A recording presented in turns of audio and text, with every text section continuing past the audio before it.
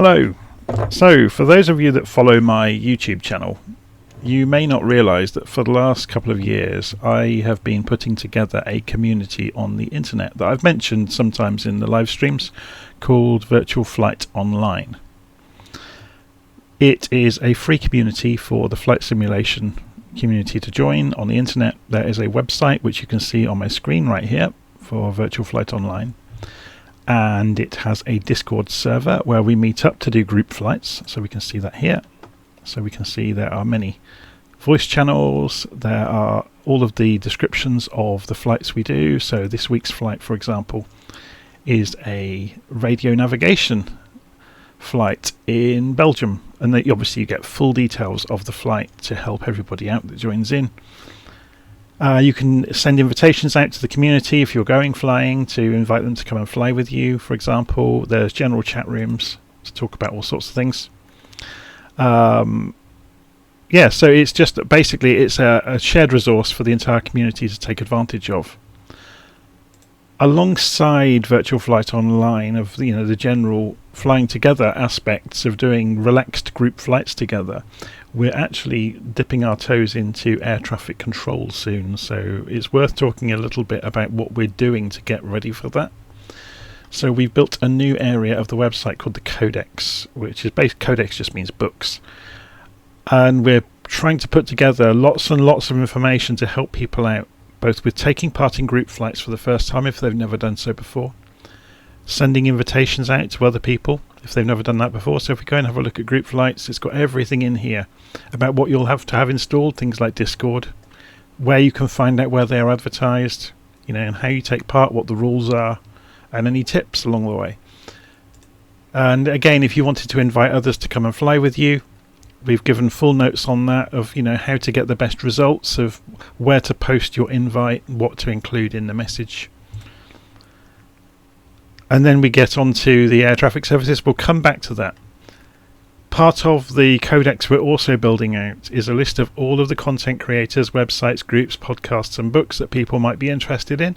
So if we go and look at content creators, for example, you've got a lot of the famous YouTubers are in here with a description of what their channel covers and a link to their channel.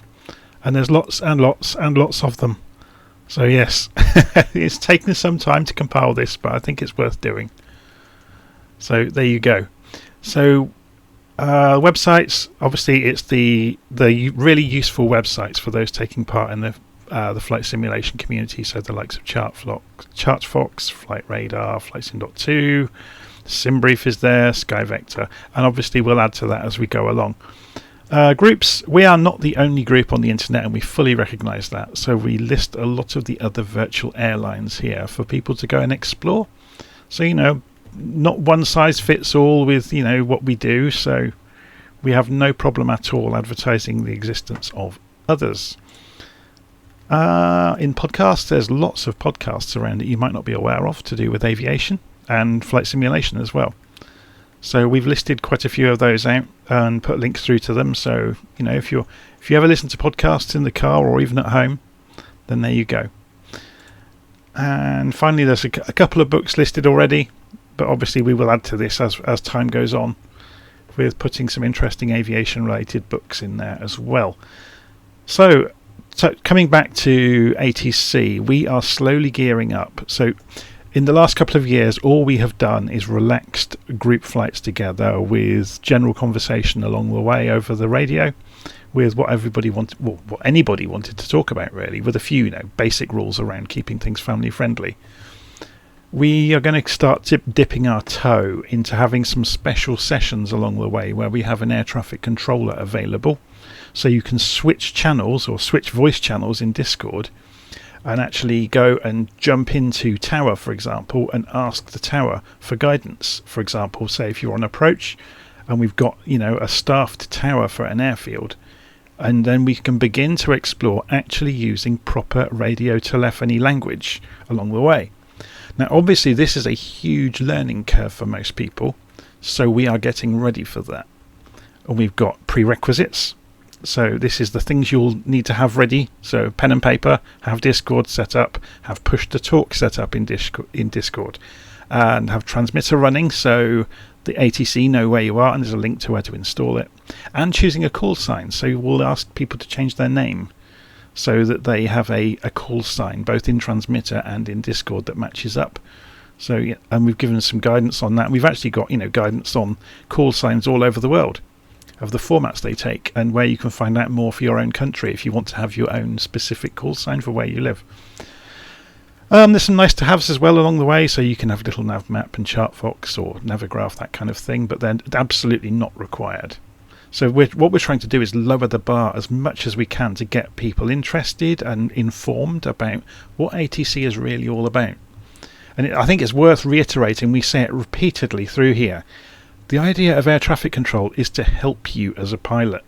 It's not you kind of meeting a bar to say things in the right way. It's you being able to call on somebody when you're in flight to help you out. And there is an accepted way of asking, but you're not going to be told off for asking in the incorrect way. All you might find is that air traffic control come back to you in the correct way to encourage you to follow the pattern, if that makes sense. Okay, so we looked at the writing of call signs. We've got a radio telephony 101, which goes through a lot of those things. So aviate, navigate, communicate. So don't worry if you don't talk. If you're busy in the aeroplane, you don't have to respond to ATC, and they know that. Don't stand on others. In other words, don't talk over each other. So it goes through all of the basics in here. Then we've got some example communications. Now, I've written these up and they're being peer reviewed, but these, I wish other people had done this before. I've never seen it before, or not commonly, where you can go and see, for example, UNICOM when you've got no controller around, but you want to practice talking on the radio as you might in a real plane. What do the conversations look like? Or what do the transmissions look like that a pilot might make when they're just on the UNICOM frequency, not under a controller? So again, we've given you full examples of what a pilot might say at the different phases of flight. Okay, we've got example conversations with a tower, and we've got a diagram of an example tower. And we've got the departure, the airport, talking to the tower. It's the destination airport, talking to the tower, and talking to the ground, for example. So we've given you, full transcripts, almost like a script you can read, of what might be said on the radio. Now, obviously, none of this is set in stone because conversations are fluid, but it gives you an idea of the kind of language you will see or hear when you are listening to or taking part in an air traffic controlled environment. And again, there's another big one coming up with a bigger airport that's still being written at the moment for Newcastle. And again, there's a description here of just the channels we will be using to manage that in Discord. So again, this is all going to be completely optional. This won't affect people just taking part in group flights. We may have some group flights where we offer people the opportunity to go and join Tower if they want to, and start talking to ATC. Otherwise, they can just sit in the event channel and hang out with their friends. And they don't have to take part in the official voice communication then. So yeah, so it's kind of what we're really doing is providing the lowest on-ramp we can to get people ready for the world of things like VATSIM or IVAO. So we're just letting people dip a toe in the water to come to a friendly group atmosphere where we can set up some group flights. And some of the group flights might just be UNICOM. So everybody will be flying around and just announcing their intentions all the time of what they're doing. So we can hear each other saying it, we can kind of spot each other in the sky and know what's going on. Okay, so that's VirtualFlight.Online. I don't really talk about it much on the channel, but yeah, it's been kind of it started out as fun, it's become a bit of a job, but it's actually great fun because I've met so many people through taking part in the virtual online flights, people I otherwise wouldn't have known. So there you go. There's also a Facebook group for VirtualFlight.Online because some people like Facebook more than Discord, some people like Discord more than Facebook. So we have a Facebook group as well. And people post all sorts of things in there to do with aviation and flight simulation, telling each other about new aircraft and so on and so forth. And we advertise the flights that are taking part or the events that are taking part in Facebook as well. We also advertise all of the group flights on the official Microsoft Flight Simulator forum, so you can find them there as well. But okay, so that's Virtual Flight Online. If you have a chance, please do go and join the Discord server.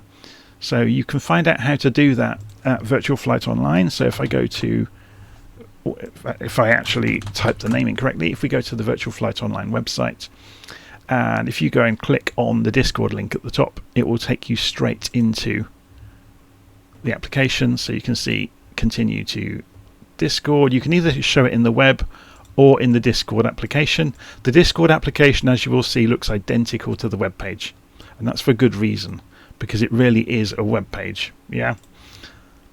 But yeah, do go and join the Discord server. You can find a link at VirtualFlight.Online to join the Discord server, because Discord servers are invitation only, but we make our invitation public so anybody can join. And as you can see, there's a few of us logged in at the moment that are members. There's 95 people that are logged into Discord that are members at the moment. We have nearly 1,000 members now, so it's worth remembering that when you're taking part in group flights. There's a lot of us. So when we get to 1,000 members at Discord, it will become advertised to the world via Discord itself, and we will probably have a huge influx of new members then.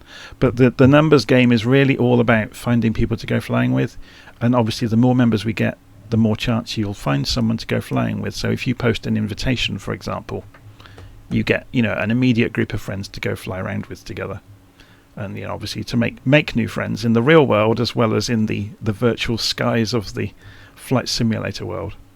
Okay, so there we go. Virtual Flight Online. Go join, have fun, and hopefully, if it's not too much of an intimidating prospect, we might see you for some of the air traffic controlled flights in the near future. So I'll see you again soon. Take care.